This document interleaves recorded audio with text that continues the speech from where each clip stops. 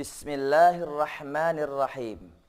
Assalamualaikum warahmatullahi wabarakatuh. Sahabat Al-Quran dimanapun berada, alhamdulillah pada kesempatan ini kita bisa berjumpa kembali untuk membahas persiapan-persiapan di dalam menghafal Al-Quran. Di dalam menghafal Al-Quran, di antara para ustadz dan ustadzah satu dengan yang lain tentu akan berbeda. Akan tetapi ada hal-hal yang sama yang harus dikuasai, yang harus dipahami, yang harus dilakukan. Dalam kesamaan itulah saat ini kami akan membahasnya. Sehingga para sahabat-sahabat Al-Quran juga bisa mempraktekkan di rumah masing-masing. Sahabat Al-Quran yang dirahmati Allah Subhanahu wa Ta'ala, setidaknya ada 3 hal yang harus kita siapkan di dalam menghafal Al-Quran. Yang pertama adalah kaidah umum, yang kedua metode, dan yang ketiga adalah target. Kita bahas satu persatu. Di dalam kaidah umum, setidaknya ada 5 hal yang harus kita laksanakan. Yang pertama adalah mengharap ridha Allah Subhanahu wa Ta'ala. Dan tidak ada niat lain kecuali mengharap ridha Allah Subhanahu wa Ta'ala. Yang kedua, ada kesungguhan di dalam menghafal. Sungguh-sungguh. Sehingga kesungguhan itu bisa menghantarkan mudahnya di dalam menghafal.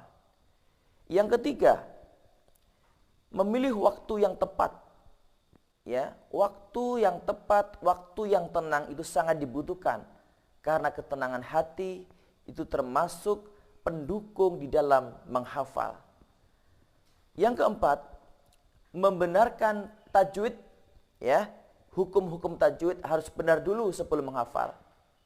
Jadi ada tahsin yang harus dilakukan. Yang kelima adalah satu mushaf. Ya, satu mushaf, tidak berganti-ganti. Gunakan Quran standar Rasm Utsmani, yang Quran pojok, yang biasa dipakai di Timur Tengah, ya, di Makkah dan Madinah, ya, Rasm Utsmani. Kemudian ada metode yang kedua.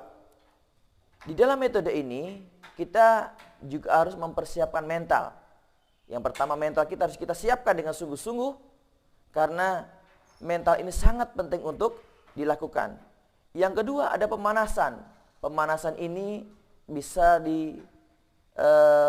maksud yaitu mengulang-ulang, ya, membaca. Kemudian yang ketiga adalah konsentrasi. Fokus penting di dalam metode ini. Yang keempat adalah teori mengulang dan mengulang ini senantiasa dilakukan untuk menguatkan hafalan itu. Kemudian yang kelima adalah mengaitkan ayat satu dengan ayat yang lain, ya. Kemudian juga halaman satu dengan halaman yang lain. Dan yang terakhir adalah target hafalan. Di dalam target hafalan ini kita harus ada, misalkan dalam sehari kita mentargetkan 4 baris, ya. Dalam 1 hari 4 baris. Kemudian hari yang kedua 4 baris lagi, jadi 8 baris dan seterusnya. Nah, selain itu ada hafalan sambung ayat. Hafal sambung ayat. Kemudian hafal awal halaman. Yang berikutnya hafal tengah halaman. Dan yang terakhir hafal akhir halaman.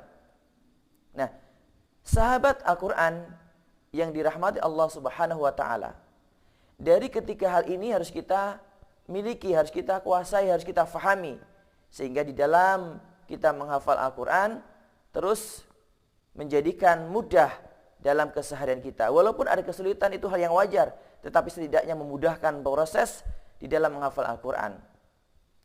Kemudian ada istilah yang kita sering pakai, yaitu TTM. Apa TTM itu?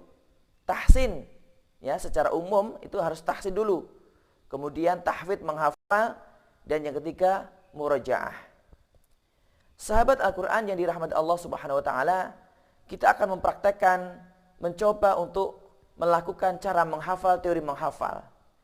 Yang pertama, di dalam praktek ini memegang Al-Quran. Mohon maaf, saya menyamping. Di dalam memegang Al-Quran atau mushaf itu diusahakan tegak. Jangan menunduk. Menunduk itu cenderung malas, kemudian ngantuk dan lain sebagainya. Kalau dak begini, insya Allah ada kesungguhan yang berlebih yang akan didapatkan. Sahabat Al-Quran yang dirahmat Allah Subhanahu Wa Taala, kita akan mempraktekkan di dalam menghafal Al-Quran. Misalnya kita menghafal surat Al-Buruj. Yang pertama, baca dulu, dibaca, baca mushaf, ya, 20 kali ayat pertama. 20 kali ayat pertama dibaca, jangan dihafal, dibaca dulu, dipahami, kemudian diperhatikan betul tulis-tulisannya itu, ya. Contohkan. A'udzu billahi minasy syaithanir rajim. Bismillahirrahmanirrahim. Dibaca ya. Was-samaa'i dzatil buruj. Was-samaa'i dzatil buruj. Kita lakukan berapa kali? 20 kali. Setelah kita membacanya, kita melihatnya, baru kita lepas. Tidak usah melihat. Kita ulang. Was-samaa'i dzatil buruj. Was-samaa'i dzatil buruj. Diulang 20 kali. Jika lupa boleh melihat, ya. Istilahnya lepas lihat. Kemudian setelah ayat 1 selesai, lanjut ke ayat 2. Ayat kedua, diingat-ingat nomor ayatnya. Wal yaumil mau'ud. Wal yaumil mau'ud. Diulang-ulang 20 kali. Setelah itu dihafal. Wal yaumil mau'ud. Wal yaumil mau'ud. Setelah hafal, dirangkai. Ayat pertama, lanjut ayat kedua. Ingat, diperhatikan nomor ayatnya. Was-samaa'i dzatil buruj. Wal yaumil mau'ud. Setelah dua ayat ini selesai, kemudian dilanjutkan ke ayat 3. Ayat 3 dilanjutkan lagi. Wa syahidin wa mashhud. Dibaca terus, dibaca. Sampai berapa kali? 20 kali. Dibaca sambil diperhatikan tulisannya. Setelah 20 kali baru dilepas. Wa syahidin wa mashhud. Ya. Dilihat dilepas. Jika lupa boleh dilihat, tapi memang sudah diniatkan untuk menghafalnya. Terus diulang-ulang. Kemudian disambung dari ayat 1, ayat 2, ayat 3. Jangan lupa setiap menghafal itu diingat nomor ayatnya. Baik, sahabat Al-Quran yang dirahmati Allah Subhanahu Wa Taala. Dengan demikian sedikit sekelumit teori ini yang dapat kami sampaikan. Dan mudah-mudahan di lain waktu kita bisa berjumpa kembali.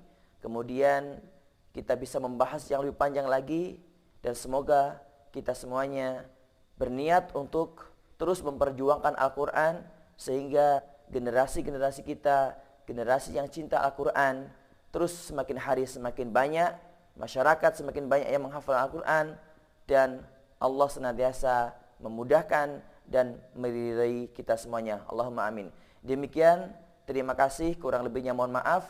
Wassalamualaikum warahmatullahi wabarakatuh.